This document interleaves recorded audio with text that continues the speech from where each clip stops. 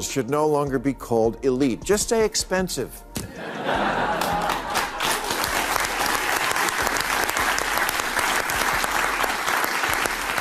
Which may be why they breed a particular brand of detestable graduate, a personality type that does not emerge from Chico State.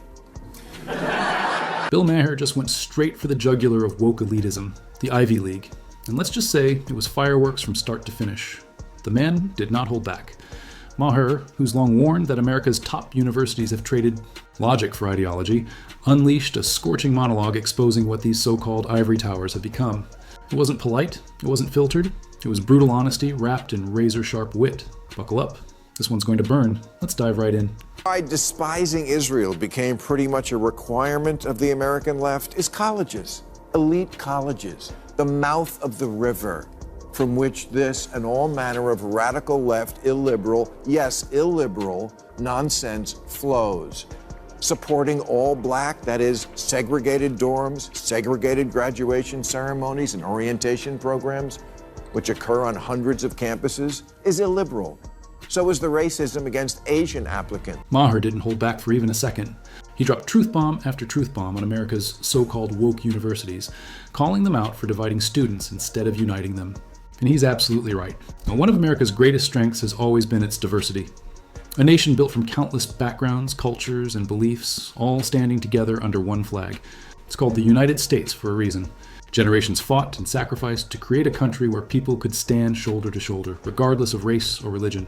Yet now, elite universities, the very places meant to shape tomorrow's leaders, are obsessed with separating students into boxes of identity and victimhood. Instead of unity, they're promoting division.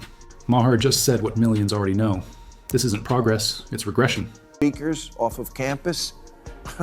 When the First Amendment watchdog group Foundation for Individual Rights and Expression began ranking colleges based on their commitment to free speech and inquiry, Harvard came in dead last. There's only one set of acceptable opinions on campus, and it's policed hard. The old dorm room bull sessions, it's less risky shooting the shit in Scientology. Maher is absolutely right. Colleges, especially the elite ones, were supposed to be fortresses of free speech, open inquiry, and fearless debate. These were meant to be the places where bold ideas clashed, where truth was tested through challenge, and where students learned how to think critically, not how to conform. But somewhere along the way, that mission got lost. Today, too many of these so-called institutions of higher learning have turned into echo chambers for woke orthodoxy. Instead of encouraging independence, they punish it. Instead of debate, they enforce silence. Professors and students alike now tiptoe through every sentence, terrified one wrong word could destroy their reputation. And if that's what passes for education now, then the future of learning looks grim. Mill wrote that he who knows only his own side of the case knows little. To which today's college students respond, he and his are cis pronouns.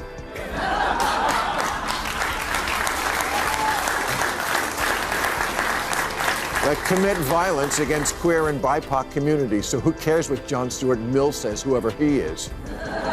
Oh, and Thomas Jefferson was a slaveholder. He might have done some other stuff, but it wasn't on the test. Here's where it gets really uncomfortable.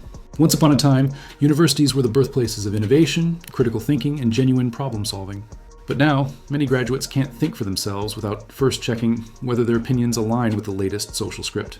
Maher points out that this obsession with woke ideology has replaced true intellectual curiosity with moral performance. Instead of teaching students to analyze, question, and build, they're teaching them to tear down, to dismantle everything old, whether it still holds value or not. It's no longer about understanding history. It's about rewriting it to fit modern activism. And Maher's right. That's not education. That's indoctrination with a tuition bill attached. Should no longer be called elite. Just say expensive.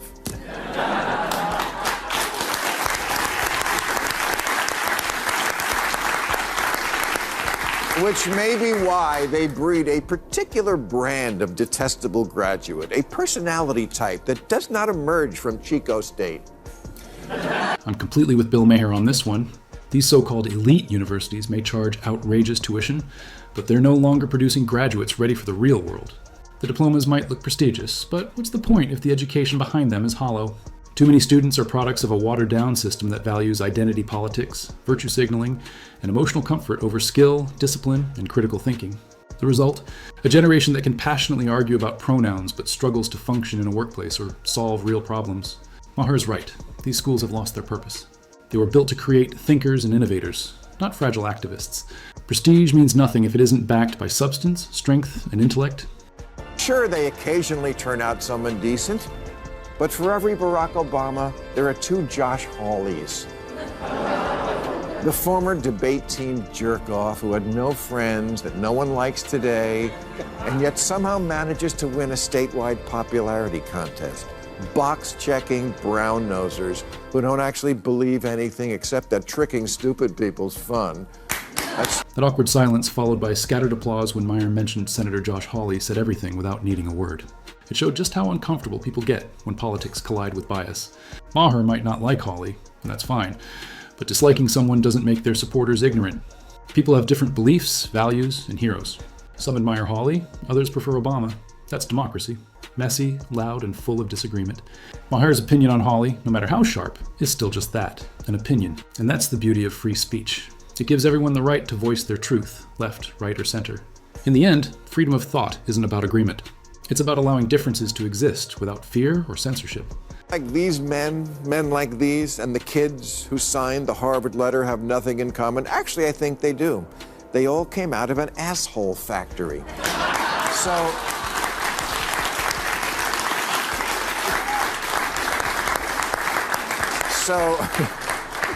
to the older folks, I say, college today is not the college you remember. And to the younger people, I say, don't do it. You don't need 4 years and a lifetime of crippling debt to learn to hate America when you can just watch 5 minutes of Selling Sunset. It's not the young people who suddenly decided to hate America. It's the older generation teaching them to. The irony is painful.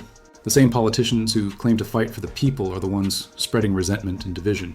Figures like AOC and Bernie Sanders constantly preach about tearing down the system and battling the rich.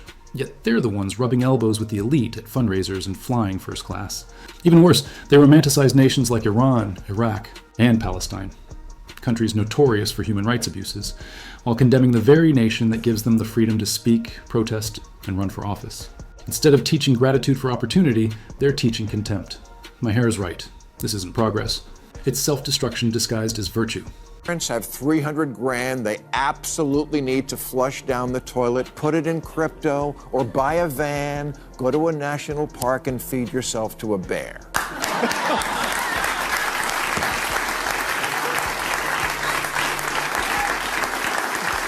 Because any legacy dipshit can go to Penn, but a bear, that's hard to get into. But it's not all doom and gloom.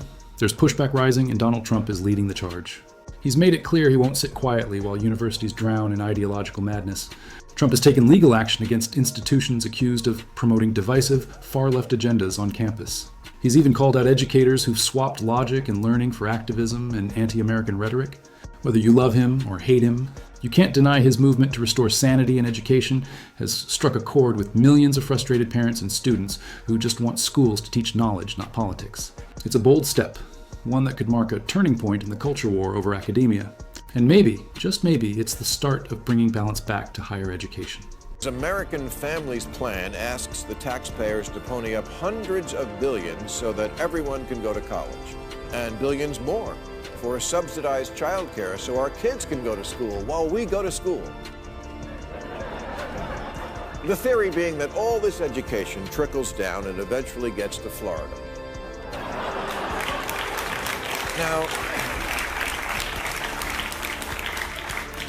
Now, the right is calling Biden's plan social engineering, which is over the top, but Biden's plan is an endorsement of a particular idea, that the more time humans spend in classrooms staring at blackboards, the better. Liberals see more school the way Republicans see tax cuts, as the answer to everything. But it's not all doom and gloom. There's pushback rising, and Donald Trump is leading the charge. He's made it clear he won't sit quietly while universities drown in ideological madness. Trump has taken legal action against institutions accused of promoting divisive, far-left agendas on campus. He's even called out educators who've swapped logic and learning for activism and anti-American rhetoric. Whether you love him or hate him, You can't deny his movement to restore sanity in education has struck a chord with millions of frustrated parents and students who just want schools to teach knowledge, not politics. It's a bold step, one that could mark a turning point in the culture war over academia. And maybe, just maybe, it's the start of bringing balance back to higher education. College is the way to fight income inequality, but actually it does the reverse. If you have a bachelor's degree, you make about 65% more than someone who doesn't. And with a master's degree, it's more like 100% more. And the unemployment rate of college grads is about half what it is for high school grads. I know free college is a left-wing thing, but is it really liberal for someone who doesn't go to college and makes less money to pay for people who do go and make more? I'm asking. Imagine thinking college fixes inequality, when in reality, it often does the opposite. A bachelor's degree earns you about 65% more than someone without one, and a master's nearly doubles that. College grads have half the unemployment rate of high school grads. So here's the question. Is it really liberal for working-class Americans who never went to college to pay for those who will make more money? The left's push for free college sounds noble, but beneath the surface, it's about influence, not access. Free tuition means funneling more students into campuses already overflowing with woke ideology, ensuring professors have endless reach over impressionable minds. It's not generosity, it's strategy. What looks like compassion is really control. Maher's takedown hit hard because our schools have lost their soul, but there's still hope. If voices like his keep calling it out, maybe education can once again be about truth, not propaganda.